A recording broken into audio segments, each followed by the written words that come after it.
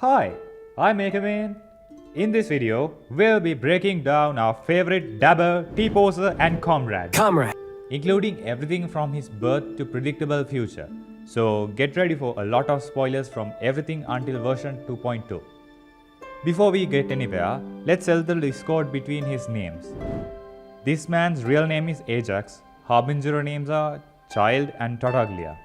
The pronunciation of Tartaglia is, if you look at him in the perspective of Commedia dell'arte side, it's Tartaglia. But since Snezhnaya is based off of Russia and Italian doesn't actually exist in Teyvat, pronouncing the name as Tartaglia is not actually a big deal. Okay, this video is going to be a little bit longer, so let's get observing without delay. Also, before that, make sure to like and subscribe.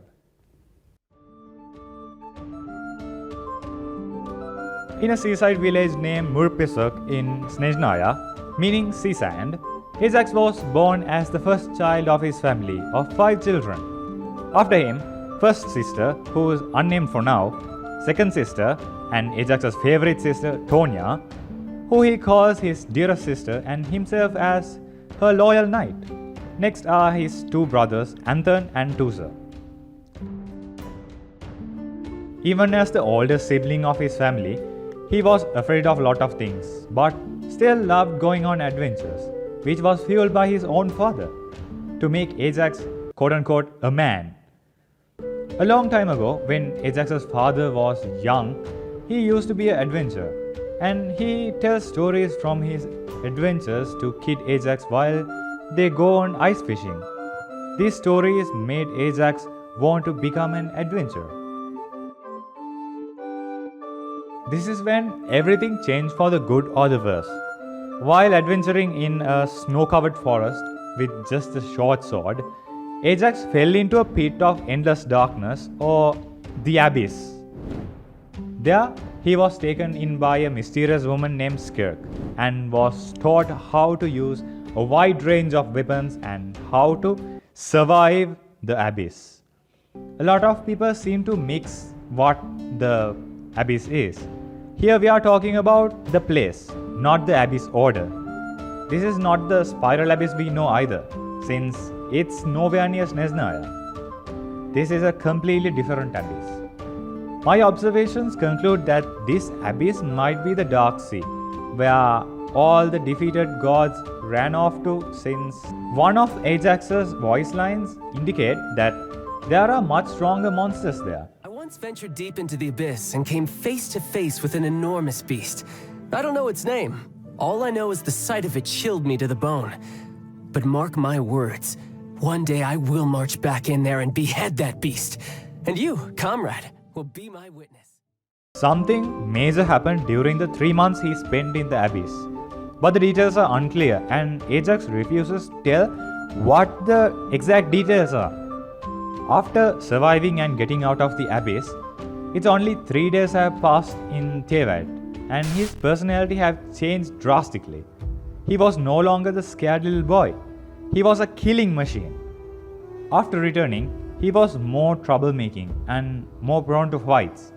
After a brawl with his father, Ajax's father sent him to the Fatui, so he will be behaved under the heavy military regulations. But Ajax was too strong that he ended up, this is what his story says, wounded up watching fully armed troops getting the stuff beaten out of them by a mere child. Due to the discord Ajax was causing, he grabbed the attention of the 5th harbinger, Pulcinella. He made Ajax serve Her Majesty the Tsaritsa as his punishment. But after defeating countless mighty enemies, he was given the title as the 11th Fatui Harbinger, as one of the strongest men in Snezhnaya. Today, we have a cunning harbinger Ajax hunting down the balladeer who ran off with the electrognosis. Current Ajax is not afraid of conflict and will not work under the shadow like the other harbingers. He even goes to public performances and sometimes becomes a part of it too. He only serves loyal to Tsaritsa since she is also a warrior with great strength he admires.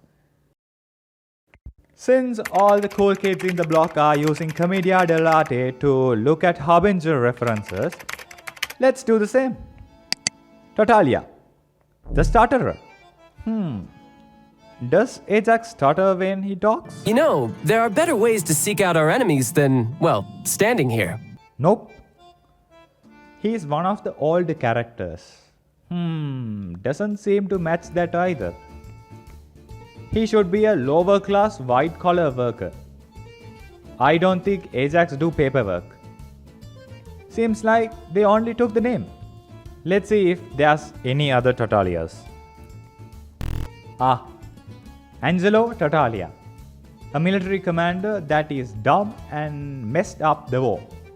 That doesn't sound right.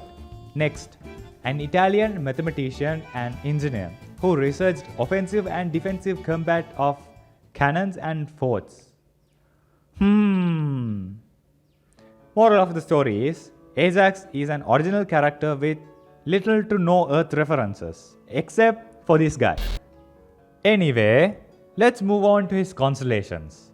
Monoceros Caeli, translated to Celestial Narwhal. This mysterious whale is also known as the unicorn of the sea, since in ancient times people used to impress kings by saying, "It's the horn of the unicorn." Speaking of horns, it's actually Narwhal's right tooth growing out of his lip in a spiral shape. Also, the Narwhal name originates from corpse whale in Norse mythology. These creatures usually live around Greenland, Canada, and Russia. Being close to Russia might be the reason they gave Ajax the constellation of Monoceros Caeli. So, is that it?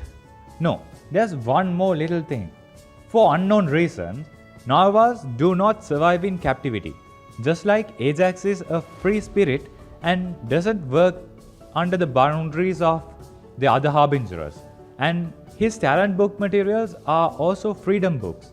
Since we touched on his constellations, let's see how his constellations are made for his bow, the Polar Star.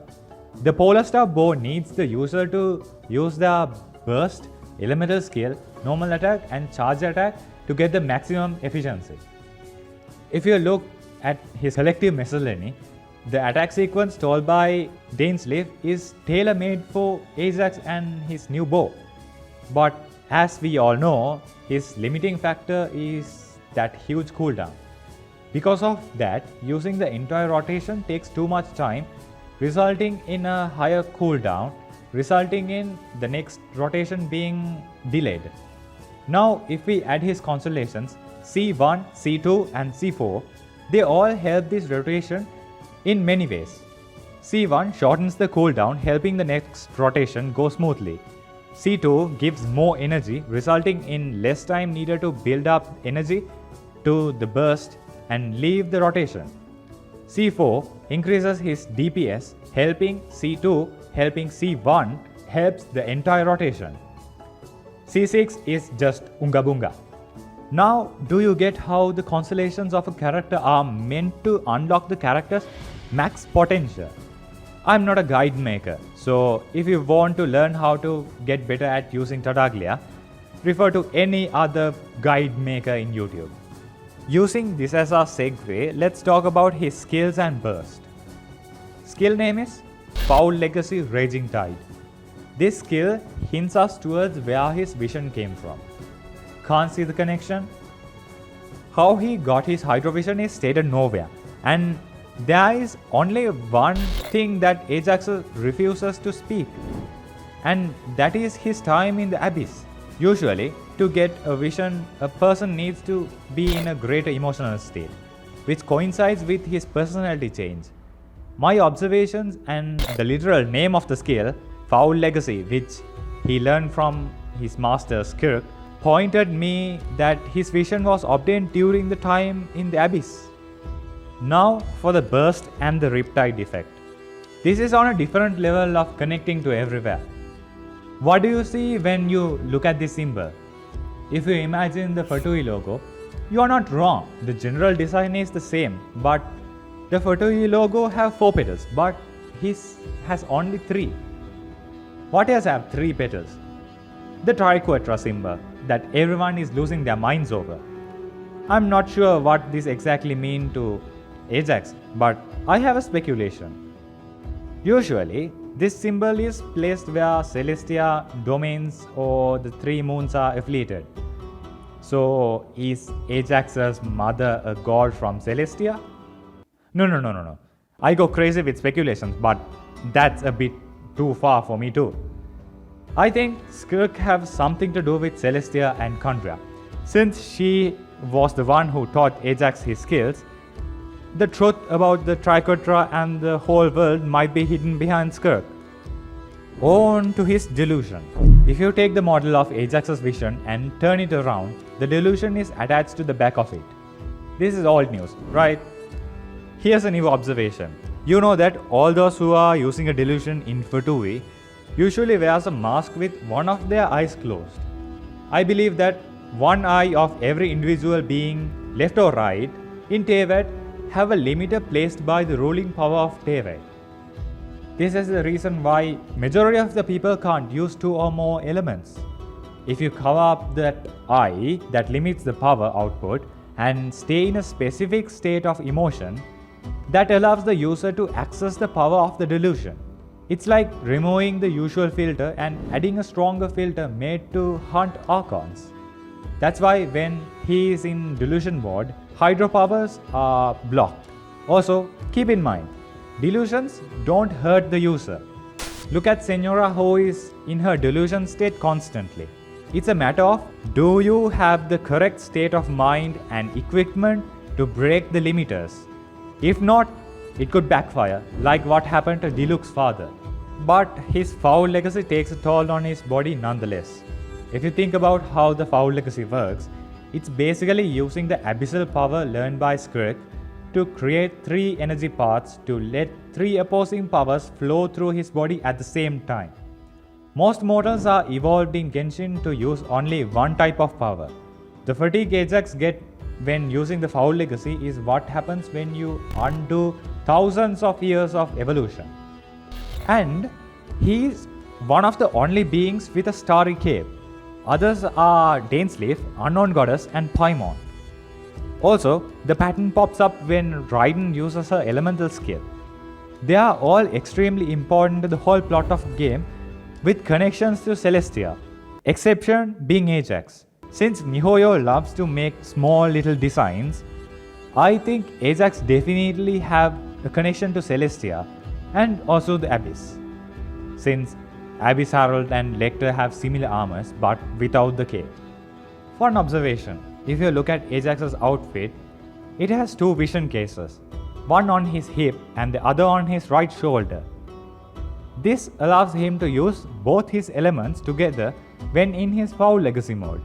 This proves that the vision is just the transparent ball in the middle. What does the future hold for Ajax? Most of the community said he will die in the new event, but that didn't happen. If you really want to see Ajax gone, you will have to stay patient until the Abyss in Snezhnaya become relevant, since he is the only bridge between us and Skirk, who might have information about this messed up world. So, until we see her, Ajax is safe and sound.